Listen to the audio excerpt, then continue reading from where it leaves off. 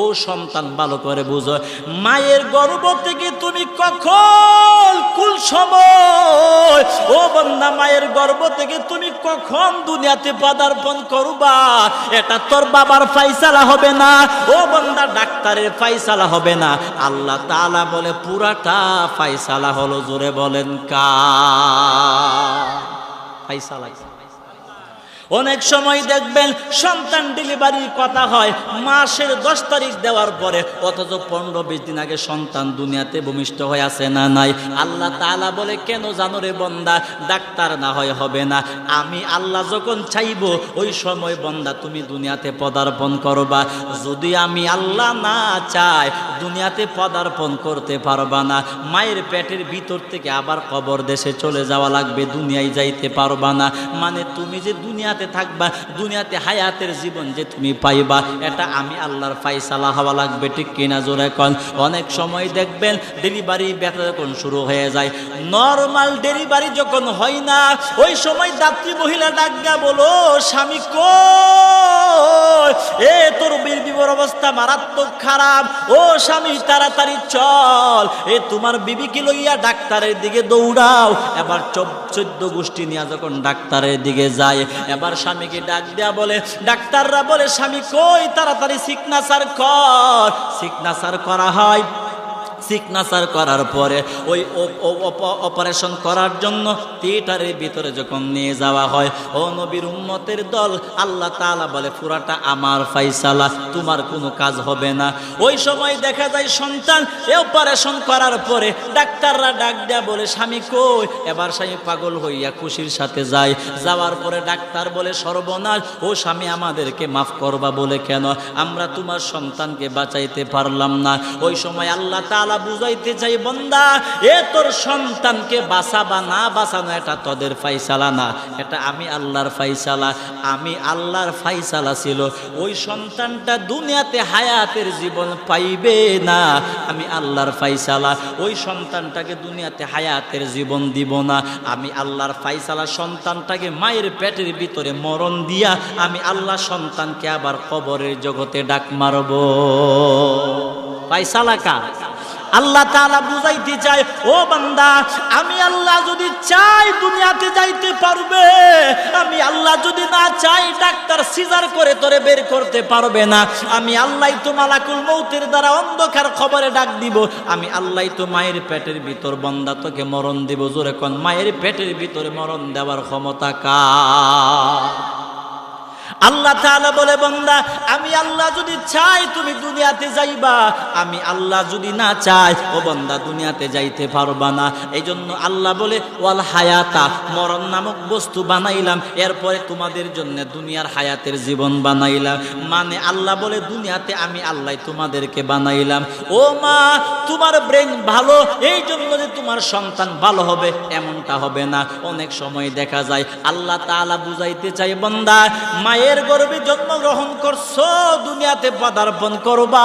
আল্লাহ তাআলা বলে বান্দা দুনিয়াতে পদার্পণ করার সময় চোখটা ভালো হবে নাকি অন্ধ হবে, আল্লাহ বলে ফায়সালা কার? ও বান্দা মায়ের পেটের ভিতর থেকে দুনিয়াতে জন্মগ্রহণ করার সময় ও বান্দা তোমার হাত ভালো থাকবে নাকি বাঁকা থাকবে, আঙ্গুল 5টা থাকবে নাকি 6টা থাকবে, ও বান্দা মাথার ব্রেন ভালো হবে নাকি পাগল হইয়া জন্ম নিবা? জোরে জোরে বলেন ফায়সালা কার? ও নবীর উম্মতের দল, অনেক সময় দেখবেন স্বামী বড় ডাক্তার, বিবিও বড় ডাক্তার, মা বাবা দুজন ডাক্তার, পাগল কি ডাক্তার হইতে পারে? আল্লাহ বলে মুত্তাকিন যারা, আল্লাহ বলে তাদের জন্য জান্নাত বানাইলাম। এবার আল্লাহ তাআলা বলে গোলাম নিজেকে মুত্তাকিন বানাইতে যদি চাও মুত্তাকিন কেমনে বানাইবা? আল্লাহ তাআলা বলে বান্দা মুত্তাকিন হওয়ার জন্য 1 নম্বরে আল্লাহ বলে জান্নাত বানাইলাম মুত্তাকিনদের জন্য। এবার যদি তুমি জান্নাতে যাইতে চাও নিজেকে মুত্তাকিন হওয়া লাগবে, ঠিক কিনা জোরে কোন? মুত্তাকিন না হলে জান্নাতে যাইতে পারবা না। আল্লাহ তাআলা বলে মুত্তাকিন কেমনে হইবা? মুত্তাকিন হওয়ার জন্য রহমতওয়ালা বান্দা হওয়া লাগবে। আবার প্রথম থেকে বুঝেন, আল্লাহ তাআলা বলে বান্দা জান্নাতি বান্দা যদি হইতে চাও মুত্তাকিন হওয়া লাগবে। মুত্তাকিন হওয়ার জন্যে রহমতওয়ালা বান্দা হওয়া লাগবে। রহমতওয়ালা বান্দা হওয়ার জন্যে আমলওয়ালা বান্দা হওয়া লাগবে। আর আমলওয়ালা বান্দা যদি নিজেকে বানাতে চাও, উল্টা পাল্টা জায়গায় গেলে হবে না। আমলওয়ালা বান্দা যদি হতে চাও, আমলওয়ালা পরিবেশে যাওয়ার দরকার আছে না নাই? আমার কথা বুঝেননি? আবার বলি, সহজ করে বুঝেন। কোরআনের মাহফিলে আসছেন, কিছু বুঝার দরকার। আপনি যদি একটা জিনিস বুঝেন মন থেকে, একদিন না একদিন আমল করার সুযোগ আছে। আল্লাহ বলেন উইদ্দাত লিল মুত্তাকিন, জান্নাত বানাইলাম মুত্তাকিনদের জন্য। তো জান্নাতে যেতে হলে মুত্তাকিন হওয়া লাগবে। মুত্তাকিন হওয়ার জন্য রহমতওয়ালা বান্দা হওয়া লাগবে। রহমতওয়ালা বান্দা হওয়ার জন্য আমলওয়ালা বান্দা হওয়া লাগবে। আর আমলওয়ালা বান্দা হওয়ার জন্য গুনার পরিবেশে নয়, আমলওয়ালা পরিবেশে যাওয়ার দরকার আছে না নাই? আমলওয়ালা পরিবেশে গেলে আমলওয়ালা বান্দা হতে পারবা। আমলওয়ালা বান্দা যখন হইবা, আমলের খাতিরে আল্লাহ রহমতওয়ালা বান্দা বানাবে। রহমতওয়ালা বান্দা যখন হইবা, রহমতের খাতিরে আল্লাহ মুত্তাকিন হওয়ার তৌফিক দিবে। মুত্তাকিন যখন তুমি হইবা, তখন তোমার নাম আল্লাহ জান্নাতি মানুষের খাতায় আল্লাহ উঠায় দিবেন। সুবহানাল্লাহ।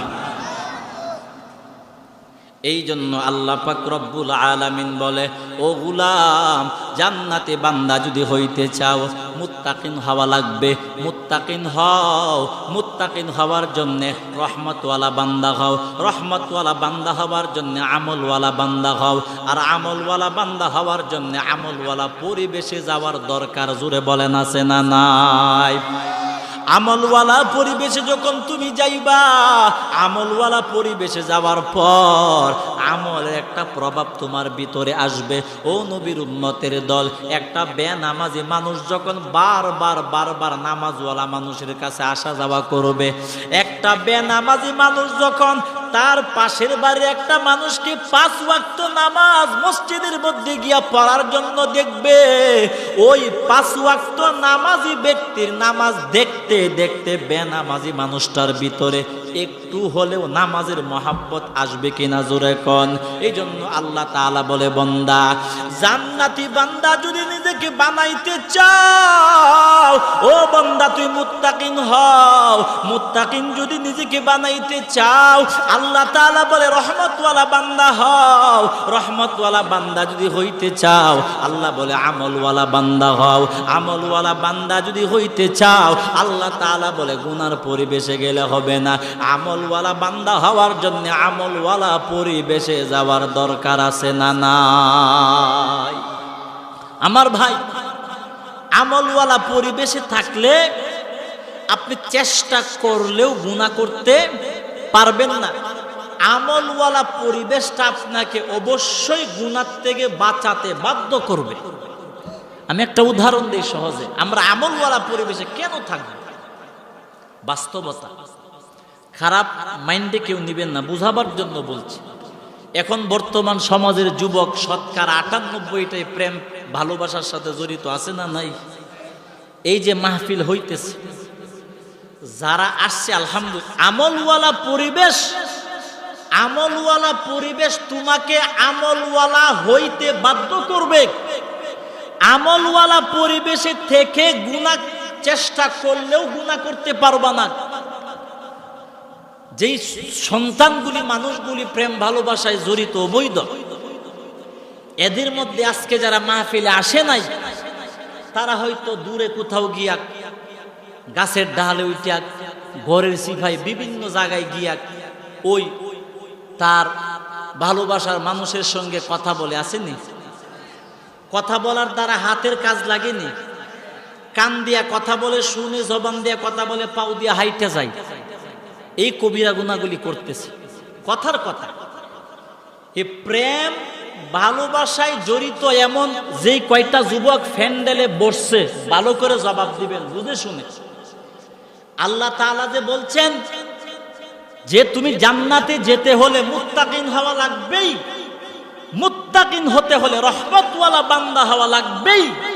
রহমতওয়ালা বান্দা হওয়ার জন্য আমলওয়ালা বান্দা হওয়া লাগবেই। আর আমলওয়ালা বান্দা হওয়ার জন্য আমলওয়ালা পরিবেশে অবশ্যই যাওয়া লাগবেই। এই প্রেমওয়ালা কিছু যুবক, কথার কথা, এমন একটা যুবক যদি এখানে বসে, ধরেন 1 ঘন্টা কোরআনের আলোচনা শুনলো যুবক, এই যে 1 ঘন্টা যুবকটা এখানে বইসা আলোচনা শুনলো, 1 ঘন্টা বসার কারণে এই যুবক হাতের কানের সব রকমের গুনাহ থেকে 1 ঘন্টা যুবকটা সম্পূর্ণ হেফাজত থাকবে, ঠিক কিনা? এই ফ্যান্ডেলে বৈশাখী যুবক কথা বলতে পারবে? কথা বলতে পারবে না। জবানের গুনাহ থেকে হেফাজত থাকবে। কান দিয়া যুবতীর কথা শুনতে পারবে না, কানের জিনার থেকে যুবকটা হেফাজত থাকবে, ঠিক কিনা? পাও দিয়ে হাইটা হাইটা যাইতে পারবে না, পায়ের গুনাহ থেকে আল্লাহ তাআলা বলে বাঁচায় দিলাম। ওরে বান্দা, হাতের গুনাহ থেকে বাঁচলাক। এই জন্য আল্লাহ পাক রব্বুল আলামিন বলে, বান্দা আরে জান্নাত তো সবাই চায়, কিন্তু জান্নাত তো চাইলেই হবে না। আল্লাহ তাআলা বলে, বান্দা জান্নাতি হওয়ার জন্য 1 নাম্বার শর্ত হলো মুত্তাকিন হওয়া লাগবে, ঠিক কিনা? জোরে কোন। আল্লাহ তাআলা বলে মুত্তাকিন হওয়ার জন্য আমলওয়ালা বান্দা হওয়া লাগবে। আমলওয়ালা বান্দা হওয়ার জন্য রহমতওয়ালা বান্দা হওয়া লাগবে। রহমতওয়ালা বান্দা হওয়ার জন্য আমলওয়ালা বান্দা হওয়া লাগবে। আর আমলওয়ালা বান্দা যদি নিজেকে বানাতে চাও, আল্লাহ তাআলা বলে আমলওয়ালা হওয়ার জন্য আমলওয়ালা পরিবেশে যাওয়ার দরকার আছে না নাই? তাহলে আমরা যে এখানে বসলাম, এখানে যতক্ষণ বসে থাকবো গুনাহ করতে পারবো? যদি 1 ঘন্টা বসে থাকি, তাহলে 1 ঘন্টায় গোটা দেহটা গুনাহ থেকে 100% পবিত্র থাকবে, ঠিক কিনা? তাহলে এই পরিবেশটার দাম কম না বেশি? আরেক হাদিসে পয়গম্বর বলেন, قال النبي صلى الله عليه وسلم اذا مررتم برياض الجنه فارتعوا। আল্লাহর পয়গম্বর বলে, ও সাহাবীরা, যখন তোমরা কোন জান্নাতের বাগানের পাশ দিয়া যাইবা, আল্লাহর নবী বলে, ও সাহাবীরা, জান্নাতের বাগানের কিনার দিয়া যখন তোমরা যাইবা, পয়গম্বর বলে জান্নাতের বাগান যখন তোমরা পাইবা, নবী আমার বলে ফারতাউ, তোমরা কিছুক্ষণ সময়ের জন্য জান্নাতের বাগানের মধ্যে বসবা। সাহাবায়ে ইকরাম বলো, নবী আমার, দুনিয়াতে জান্নাতের বাগান কই? আমরা তো জানি জান্নাত হলো পরকালে, এই দুনিয়ার মধ্যে তো কোনো জান্নাত নাই। সাহাবায়ে ইকরাম বলে, নবী আমার, ওই দুনিয়াতে জান্নাতের বাগান কই? আমরা তো জান্নাতের বাগান দেখি না। আল্লাহর নবী ডাক দিয়ে বলো, সাহাবীরা, ওই দুনিয়াতে জান্নাতের বাগান কই? ও সাহাবীরা, জান্নাতের বাগান দেখতে চাও? সাহাবায়ে ইকরাম বলে, ও নবী আমার, জান্নাতের বাগান কই? আমাদেরকে জানায় দেন, আমরা জান্নাতের বাগানের সন্ধান চাই। আল্লাহর পয়গম্বর ডাক দেয়া বলে, ক্বালা হিলকুয যিকর। আল্লাহর পয়গম্বর বলে, সাহাবীরা, যেই সমস্ত মাজলিসের মধ্যে আল্লাহর আলোচনা করা হয়, আমি নবীর আলোচনা করা হয়, আল্লাহর কোরআনের আলোচনা করা হয়, আমি নবীর সুন্নতের আলোচনা করা হয়, আমি নবীর আদর্শের আলোচনা করা হয়, এক কথায় নবী বলেন, যেই সমস্ত মাজলিসে কোরআন হাদিসের আলোচনা করা হয়, আল্লাহর নবী বলেন, ওই সমস্ত মাজলিসগুলি হলো দুনিয়ার জন্য জান্নাতের বাগান। এই হাদিস অনুযায়ী কি বুঝলেন? আমরা গরুর গোয়াল ঘরে বসছি না জান্নাতের বাগানে বসলাম? আরো জোরে বলেন, কোথায় বসলাম? আল্লাহ তাআলা যে আমাদেরকে জান্নাতের বাগানে বসার তৌফিক দিয়েছে, আবারও মহাব্বতে, জোরে মহাব্বতে বলেন আলহামদুলিল্লাহ। আমার ভাই, প্রাসঙ্গিক কথা আর অনেক বলার ছিল, বলবো না, সময় কম। আমি যে আয়াতে কারিমা তিলাওয়াত করলাম, সংক্ষেপে ওই আয়াত থেকে কিছু আলোচনা শোনায় দেই। তাহলে এই কথাটা মনে রাখবেন। 1 নাম্বার, জান্নাত আল্লাহ বানাইছেন মুত্তাকিন যারা, তাদের জন্য। তো জান্নাতে যাইতে হলে মুত্তাকিন হওয়া লাগবে নি? মুত্তাকিন হওয়ার জন্য রহমতওয়ালা হওয়া লাগবে, রহমতওয়ালা হওয়ার জন্য আমলওয়ালা হওয়া লাগবে, আর আমলওয়ালা হওয়ার জন্য এমন আমলওয়ালা মাহফিলে আসার দরকার, ঠিক কিনা? এটা প্রয়োজন। আল্লাহ তাআলা বলে, বান্দা, রহমতওয়ালা বান্দা কেমনে হইবা? আল্লাহ তাআলা বলে, বান্দা, জান্নাত আমি আল্লাহ তোদের জন্য বানাইলাম, জান্নাতে যাইতে চাও? কেমনে যাইবা? রহমতওয়ালা বান্দা হওয়ার দ্বারা। আল্লাহ তাআলা বলে রহমতওয়ালা বান্দা হওয়ার জন্য কিছু মেডিসিন বা কিছু জিনিস আছে, এর মধ্যে একটা হলো আল্লাহ তাআলা বলেন যখন তোমাদের সামনে কোরআনের তিলাওয়াত করা হয় অথবা কোরআনের কথা বলা হয়, আল্লাহ তাআলা বলে তখন তোমরা দুইটা নীতি মানবা, মানে দুইটা আদব রক্ষা করবা। এক নাম্বার, কোরআনের আলোচনার সময় তোমরা এক নাম্বার কাজ হলো ফাস্তামিউলা, গভীর মনোযোগ দিয়ে কোরআনের কথা শুনবা। দুই নাম্বার, ওয়া আনসিতু, গভীরভাবে জবানটাকে চুপ রাখবা, কথা বলা যাবে না। কোরআনের আলোচনার সময় একজন আর একজনের সঙ্গে কথা বলতে পারবা না, গভীর মনোযোগ লাগবে এবং জবানটা চুপ লাগবে। আল্লাহ তাআলা বলে ওই দুইটা আদব যখন তোমরা পালন করবা, আল্লাহ বলে পুরস্কার হিসাবে আমি আল্লাহ তাআলা একটা জিনিস দান করব, সেটা হলো আল্লাহ বলে লাআল্লাকুম তুরহামুন, আল্লাহ বলে রহমতওয়ালা বান্দা বানায়া বাড়িতে পৌঁছায়া দিব। ও বান্দা, গজবওয়ালা গুনাহগার বান্দা হইয়া মাজমার মধ্যে বসছো। ও বান্দা, তুমি গুনার বোঝা লইয়া মাজমার মধ্যে বসছো, কিন্তু দুইটা নিয়ম যখন মানবা, আল্লাহ বলে রহমতওয়ালা বান্দা বানাইয়া বাড়িতে পৌঁছায়া দিব। রহমতওয়ালা বান্দা হওয়া মানে জান্নাতি মানুষ হওয়া, ঠিক কিনা আমার ভাই? তাহলে আমরা এখানে বসলাম রহমত নিয়া যাতে বাড়িতে যাইতে পারি, সেই তৌফিক আল্লাহ দান করুক, বলেন আমিন। এখন মূল আলোচনার দিকে আসেন। যে আয়াতে কারিমা তিলাওয়াত করলাম, আল্লাহ পাক রব্বুল আলামিন তিলাওয়াত কি তো আয়াতে বলেন, ক্বালাল্লাহু তাআলা ফিল কুরআনিল মাজিদ, আল্লাহ বলেন আল্লাযী খালাকাল মাউতা ওয়াল হায়াতা লিয়াবলুয়াকুম আইয়ুকুম আহসানু আমালা ওয়া হুয়াল আজিজুল গফুর। আল্লাহ তিলাওয়াত কি তো আয়াতে বলেন আমরা যে দুনিয়াতে আসলাম, পাঠাইছেন কে? আল্লাহ আমাদেরকে দুনিয়াতে কেন পাঠাইছেন ওই কারণটা আল্লাহ তিলাওয়াত কি তো আয়াতে সংক্ষেপে বলে দিয়েছে। আল্লাহ আমাদেরকে দুনিয়াতে কেন পাঠাইছেন? আমল করার জন্য নাকি? এই জবাবটা দিবেন আমি জানি। এই যে আল্লাহ আমাদেরকে দুনিয়াতে পাঠাইছেন আমলের জন্য, ইবাদতের জন্য, এই উত্তরটা পরিপূর্ণ না অর্ধেক? কি অর্ধেক? আজকে পুরাটা উত্তর।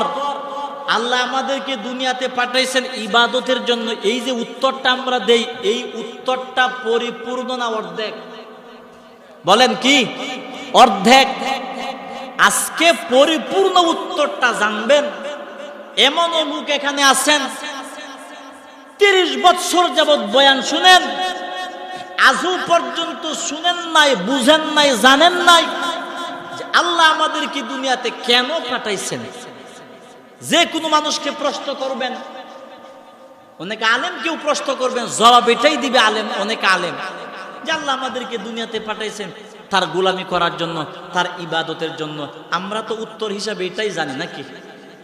কিন্তু আসলে উত্তর এটা পরিপূর্ণ না, এটা অর্ধেক। এটা কি? আজকে পরিপূর্ণ আল্লাহ যে আমাদেরকে দুনিয়াতে কেন পাঠাইছেন এটার অর্ধেক তো। পরিপূর্ণ উত্তরটা, জবাবটা জেনে তারপরে বাড়িতে যাব ইনশাআল্লাহ। বলেন উঠবেন নি কেউ?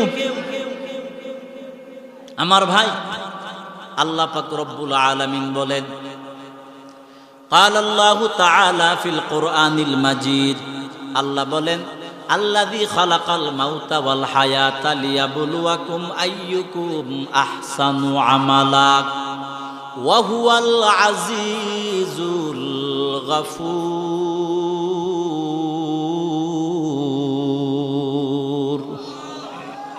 আল্লাহ পাক রব্বুল আলামিন বলেন, আল্লাহ পাক রব্বুল আলামিন বলেন আমি আল্লাহ হলাম তিনি।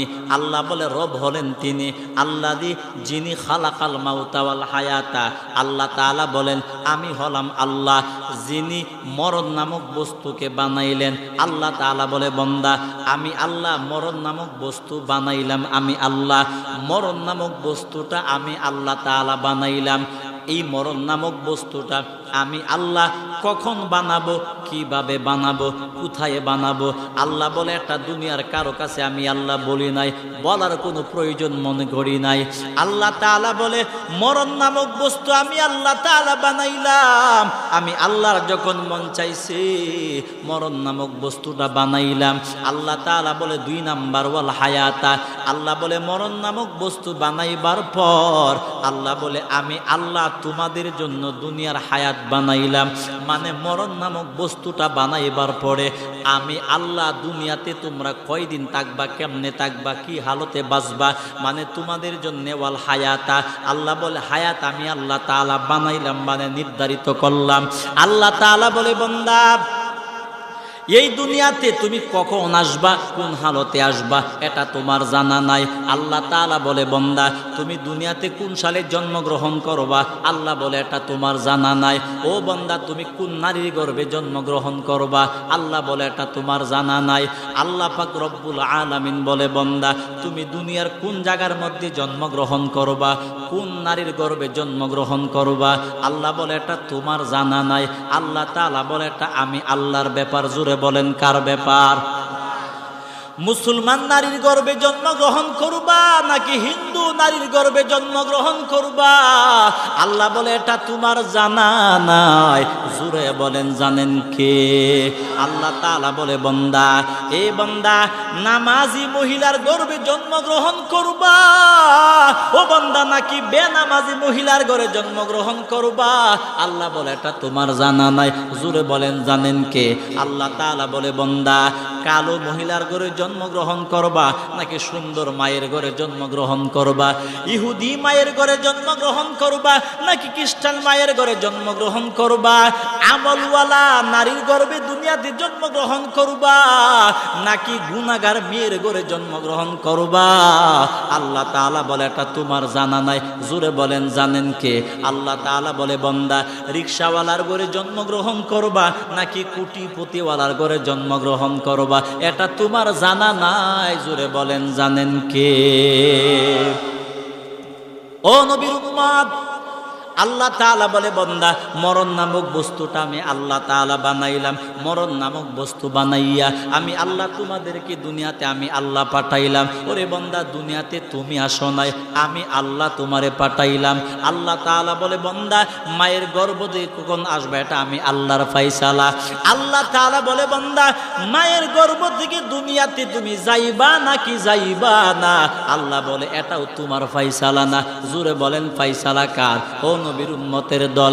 আল্লাহ তাআলা বলে বান্দা রূহের জগৎ থেকে আমি আল্লাহ তাআলা যদি তোমাকে দুনিয়াতে পাঠায়া দেই তাহলে যাইতে পারবা, আর আমি আল্লাহ না পাঠাইলে পারবা না। আল্লাহ তাআলা বলে বান্দা দুনিয়ার হায়াতের জীবন তুমি পাইবা নাকি পাইবা না, এটাও জোরে বলেন কার ব্যাপার? আল্লাহ তাআলা বুঝাইতে চাই, উদাহরণ দিয়া বুঝেন। অনেক সময় দেখবেন অনেক মা বোনদের ডেলিভারি ব্যথা যখন শুরু হয়, ডেলিভারির ব্যথার সময় ওই সময় অনেক চিল্লা চিল্লি শুরু হয়ে যায়, মারাত্মক আতঙ্কিত পরিবেশ শুরু হয়ে যায়। হঠাৎ করে সবাই চিন্তার মধ্যে পড়ে যায়। আল্লাহ তাআলা বলে বান্দা এটা তোমার ফায়সালা না, এটা আমি আল্লাহর ফায়সালা। অনেক সময় দেখবেন সন্তান ভূমিষ্ঠ হওয়ার কথা যেই দিন এর 10 দিন পরে দুনিয়াতে ভূমিষ্ঠ হয়। আল্লাহ তাআলা বলে ডাক্তার বলছে জানুয়ারি মাসের 10 তারিখে তোমার সন্তান ভূমিষ্ঠ হবে। আল্লাহ তাআলা বলে তরটা হবে না, কিন্তু দেখা গেল 20 তারিখ দুনিয়াতে জন্মগ্রহণ করছে, এমন ঘটনা আছে না নাই? আল্লাহ তাআলা বলে কেন জানো? ও সন্তান ভালো করে বুঝো, মায়ের গর্ভ থেকে তুমি কখন কোন সময় ও বান্দা মায়ের গর্ভ থেকে তুমি কখন দুনিয়াতে পদার্পণ করবা এটা তোর বাবার ফায়সালা হবে না, ও বান্দা ডাক্তারের ফায়সালা হবে না। আল্লাহ তাআলা বলে পুরাটা ফায়সালা হলো। জোরে বলেন কার ফায়সালা?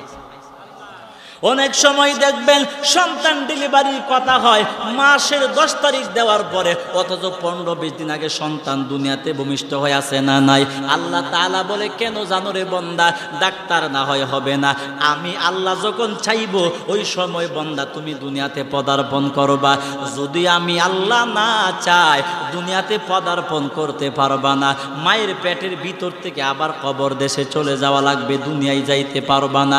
মানে তুমি যে দুনিয়া দুনিয়াতে থাকবা, দুনিয়াতে হায়াতের জীবন যে তুমি পাইবা, এটা আমি আল্লাহর ফায়সালা হওয়া লাগবে। ঠিক কিনা জোরে কোন?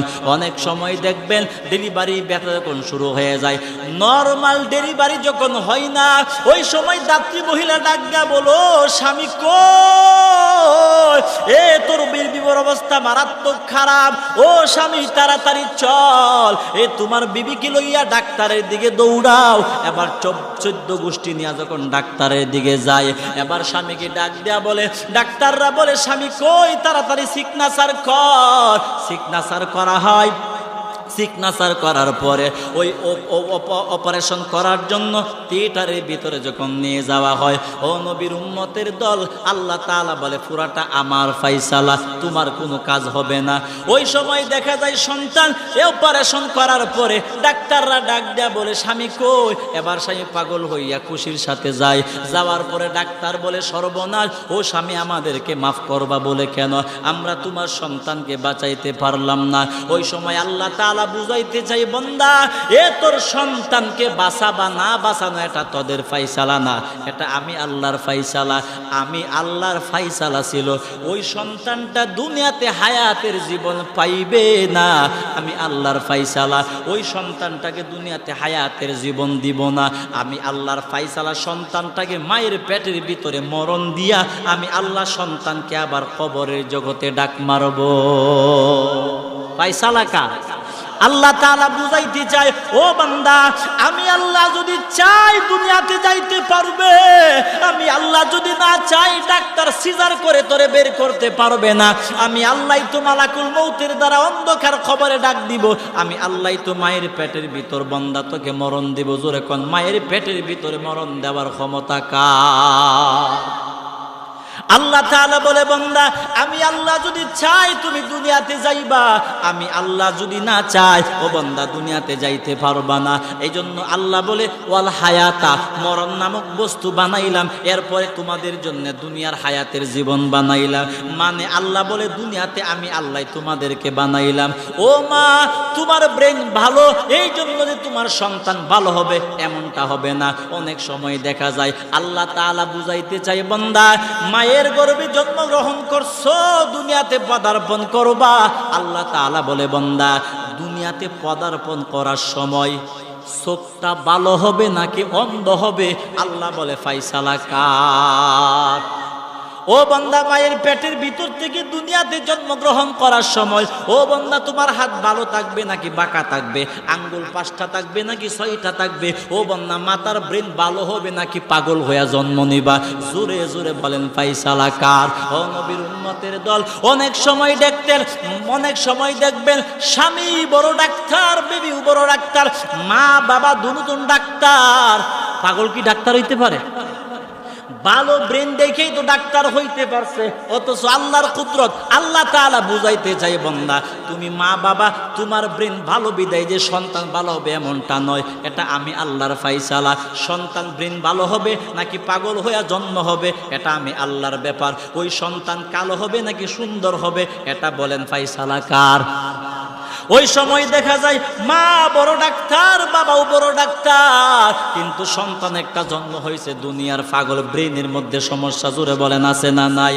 ও নবীর উম্মত, অনেক সময় দেখা যায় মা বাবা টিউবলাইটের চাইতে সুন্দর, কিন্তু সন্তান হয়েছে বদ্ধ কালো। জোরে বলেন আছে না নাই? মানে আল্লাহ বুঝাইতে চাই, ও বান্দা দুনিয়াতে যে তুমি মায়ের পেটের ভিতর থেকে পদার্পণ করবা এটা তোমার ফায়সালা হবে না, তোমার মা বাবার ফায়সালা হবে না, ডাক্তারের ফায়সালা হবে না।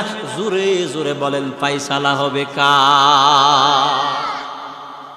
ধনীর ঘরে জন্মগ্রহণ করবা নাকি গরিব মানুষের ঘরে জন্মগ্রহণ করবা?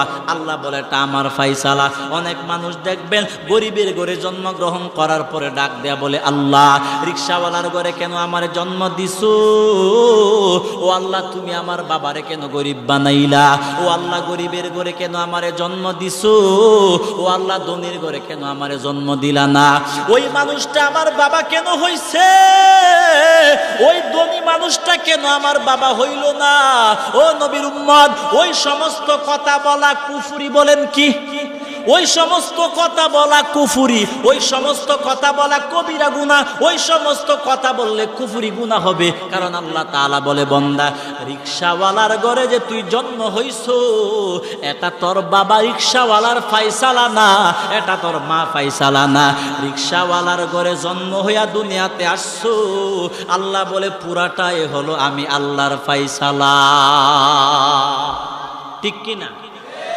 ও নবীর উম্মত, এই জন্য আল্লাহ তাআলা বলে, বান্দা আমি আল্লাহকে চিনার মতো চিনো, আমি আল্লাহকে বুঝার মতো বুঝো, আমি আল্লাহর ক্ষমতার ব্যাপারে ভালো করে জানো, না হয় নামাজের সেজদার মধ্যে গিয়েও মজা পাইবা না। ও নবীর উম্মতের দল, অনেক মানুষ দেখবেন অন্ধ হয়ে জন্মগ্রহণ করে। আল্লাহ তাআলা বলে, বান্দা এই তুমি ভালো করে বুঝো, ওই রেল স্টেশনের মধ্যে গিয়া দেখবা শত শত সন্তান, চোখ আছে কিন্তু দেখার কোনো ক্ষমতা নাই। আল্লাহ তাআলা বলে, বান্দা ওই অন্ধ মানুষগুলিকে দুনিয়াতে আমি পাঠাইছি, তুই ভালো চোখওয়ালা তোকেও আমি আল্লাহ পাঠাইছি।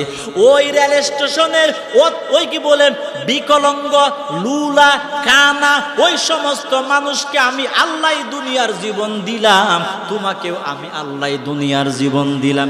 ওদেরকে কানা বানাইলাম আমি আল্লাহ, ওদেরকে আত্রা লুলা বানাইলাম আমি আল্লাহ, আর তোমাকে সুস্থ বানাইলাম আমি আল্লাহ। ঠিক কিনা? জোরে কর। ও গরিবের দল ভালো করে বুঝো, ও ধনীর দল অহংকার করবা না। আল্লাহ বলে, ধনীর ঘরে তোমারে জন্ম দিলাম, এটা আমার ফায়সালা। জোরে কোন ঠিক কিনা? আর আমি যে তাকে রিকশাওয়ালার ঘরে জন্ম দিলাম, এটাও আমি আল্লাহর ফায়সালা। অহংকার করবি না রে ধনীর দল, অহংকার করবা না। আল্লাহ তাআলা বলে, বান্দা অহংকার যদি করো, অহংকার যদি করো, আমি যে আল্লাহ তোমাকে ধনীর ঘরে জন্ম দিলাম, আমি আল্লাহ ইচ্ছা করলে তোমার বাবাকে ফকির বানাইয়া ওই রিকশাওয়ালাকে কোটিপতি বানাবার ক্ষমতা জুড়ে বলেন আছে না না? আমার ভাই, এই জন্য অহংকার করা যাবে না। যাকে আল্লাহ যে হালতে রাখছে সর্ব হালতে বলতে হবে আলহামদুলিল্লাহ। কি বলতে হবে? কৃষকের ঘরে আমি জন্মগ্রহণ করি নাই, কৃষকের ঘরে জন্মগ্রহণ করা ফায়সালা কার? বলেন আল্লাহর। এটা আমার আল্লাহর ফায়সালা।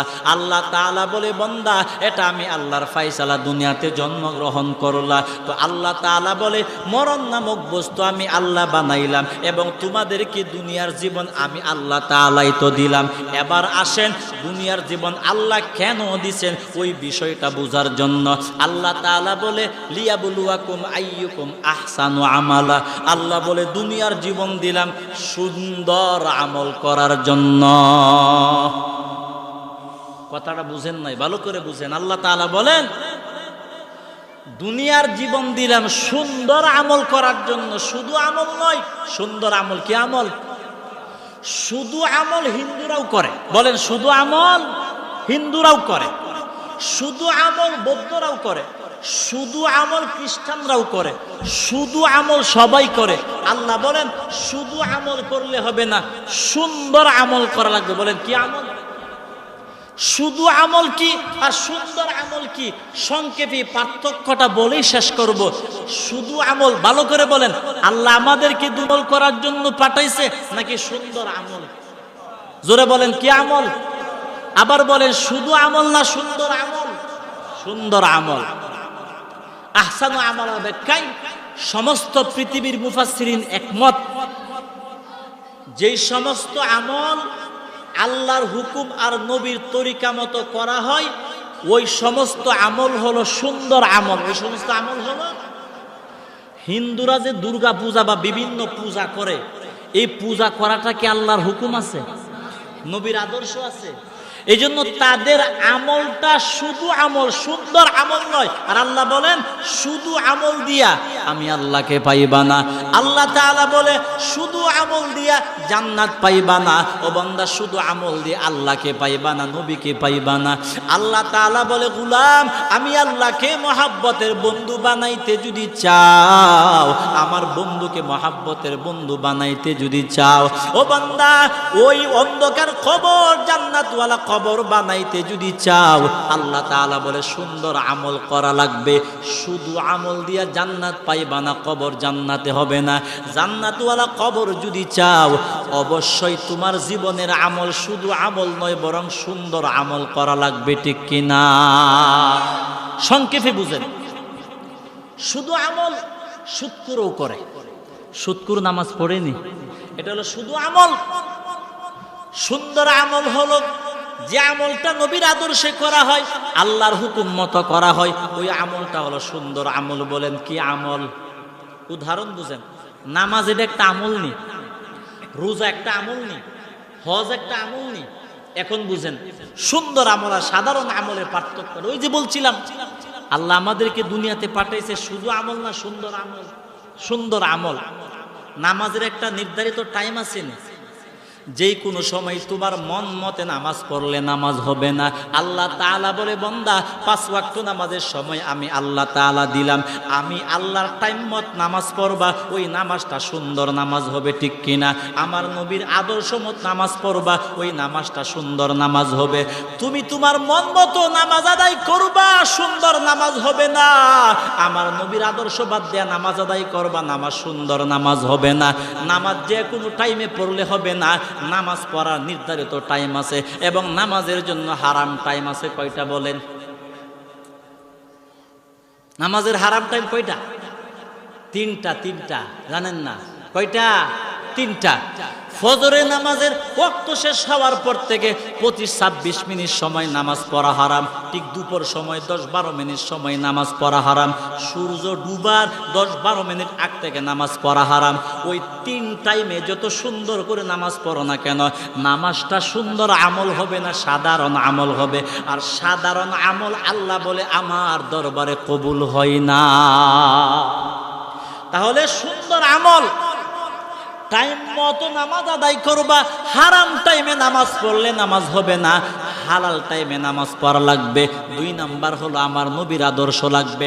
নামাজে কেমনে দাঁড়াইবা, ওরে বান্দা আলহামদুলিল্লাহ কেমনে পড়বা, রুকুর মধ্যে কেমনে যাইবা, রুকুর মধ্যে তাসবিহ কয়বার পড়বা, কেমনে পড়বা, সামি আল্লাহ বলে কেমনে দাঁড়াইবা, সেজদার মধ্যে কেমনে যাইবা, কয়বার তাসবিহ পড়বা, কেমনে পড়বা, আত্তাহিয়াতুর মধ্যে কি পড়বা, ওরে বান্দা সালাম কেমনে ফিরাইবা। ওই সবগুলি হলো, জোরে বলেন, কার আদর্শ? নবীর আদর্শ। তাহলে নামাজ নামক আমলটা সুন্দর আমল বানাইতে যদি চাও, আল্লাহর হুকুম মত নামাজ পড়া লাগবে, আমার নবীর আদর্শ মতো করা লাগবে। তাহলে তোমার নামাজটা সাধারণ আমল হবে না, বরং সুন্দর আমল হবে, ঠিক কিনা? আর একটা উদাহরণ দিই সহজে। হজ, হজ একটা ইবাদত নি, কথার কথা। ফরজ হজ জিলহজ মাসে করার বিধান কার? বলেন কার? যার উপর হজ ফরজ, আল্লাহর হুকুম হজ করবা জিলহজ মাসে। আপনি যদি শাওয়াল মাসে গিয়া বড় হজ করেন, হজ হবে কেন? আল্লাহর হুকুম নাই। যে আমলের মধ্যে আল্লাহর হুকুম থাকে না, এটা সুন্দর আমল হয় না, সাধারণ আমল। আর সাধারণ আমলের আর একটা অর্থ হলো বিশ্রী আমল, সুন্দর আমল হবে না। তাহলে আল্লাহর হুকুম মতো কষ্টা করতে হলে জিলহজ মাসে করা লাগবে। আমার নবীর আদর্শ লাগবে। আমার নবীর আদর্শ হলো বাইতুল্লাহ যখন তফ করবা, প্রত্যেকই বলে 7 বার তফ করা লাগবে। কয়বার? সাই করবা 7 বার। আপনি বাইতুল্লাহ 7 বার তফ না কইরা 3 বার 4 বার তফ কইরা হজ করলেন, হজ হবে কেন? নবীর আদর্শ কি বাদ গেল? তাহলে যে আমলটার ভিতরে আল্লাহর হুকুমও থাকবে, নবীর আদর্শও থাকবে, ওই আমলটা শুধু আমল না সুন্দর আমল? সুন্দর আমল। এমন ভাবে অনেক উদাহরণ। প্রত্যেকটা আমল সুন্দর করতে হলে 2টা জিনিস লাগবেই। 1 নাম্বার, আমলটা অবশ্যই আল্লাহর হুকুম মতো হওয়া লাগবে। 2 নাম্বার, আমার নবীর আদর্শ মতো হওয়া লাগবে। আল্লাহর হুকুম এবং আমার নবীর আদর্শ মতো যখন সমস্ত আমল হবে, ওই আমলগুলি সুন্দর আমল হবে। আল্লাহ বলে আহসানু আমালা, শুধু আমল করার জন্য দুনিয়াতে পাঠাই নাই। আল্লাহ বলে সুন্দর আমল করার জন্য দুনিয়াতে পাঠাইলাম। আমি আল্লাহ সুন্দর, তোমার আমল হওয়া লাগবে সুন্দর। আমি আল্লাহর জান্নাত সুন্দর, ও বান্দা তোমার আমল হওয়া লাগবে সুন্দর। আউলা জাউলা উল্টা পাল্টা আমল দিয়া জান্নাতে যাইতে পারবা না। জান্নাতে যাইতে যদি চাও, বলেন সাধারণ আমল নাকি সুন্দর আমল? মন থাকবে? তাহলে আল্লাহ আমাদেরকে দুনিয়াতে যে হায়াতের জীবনটা দিচ্ছেন শুধু আমল না সুন্দর আমলের জন্য? সুন্দর আমল করলে কয়টা জিনিস লাগে? 1 নাম্বার আল্লাহর হুকুম, 2 নাম্বার নবীর আদর্শ। আল্লাহ তাআলা আমাদের এই যে এখানে যে আমরা বসলাম কোরআনের বয়ান শুনলাম, এটা আমল, সুন্দর আমল। কিভাবে? এখানে 2টা জিনিস আছে। আল্লাহ তাআলা বলছেন ফাযাক্কির, আলোচনা করার জন্য। কোরআনের অন্য অন্য আয়াতে আল্লাহ তাআলা ডাইরেক্ট বলছে মানুষকে নসিহত করার জন্য। তাহলে নসিহত যে আমরা করতেছি, আপনারা শুনতেছেন, হুকুমটা আল্লাহর হুকুম পাওয়া গেল নি? নবীর আদর্শ হলো কি? সাহাবা ইকরাম নবী যখন বয়ান করতেন, সাহাবা ইকরাম এইভাবে সামনে বৈশা কোরআনের বয়ান শুনতেন। তাহলে আমরাও ওলামা ইকরাম বয়ান করতেছি, আপনারাও বয়ান শুনতেছেন, নবীর আদর্শ পাওয়া গেছে। আল্লাহর হুকুমও আছে, নবীর আদর্শ আছে। যেই কাজটার মধ্যে আল্লাহর হুকুম আর নবীর আদর্শ একসাথে থাকবে, ওই আমলটার নামই হলো সুন্দর আমল। আর আল্লাহ বলেন দুনিয়ার জীবন দিলাম ওই সুন্দর আমল করার জন্য। সুবহানাল্লাহ। আল্লাহ তাআলা আমাদের সকলকে দুনিয়াতে যত আমল করি, আমল কম করি আর বেশি করি, বুঝেন, আমল কম করেন আর বেশি করেন, আমল সুন্দর হওয়া চাই। বলেন কি হওয়া চাই? সুন্দর হওয়া চাই। কম্পিউটারের মতো থতথত করে নামাজ পড়েন না। নামাজ প্রয়োজনে নফল নামাজ 2 রাকাত, নফল 2 রাকাত নফল নামাজ সুন্দর করে পড়বেন।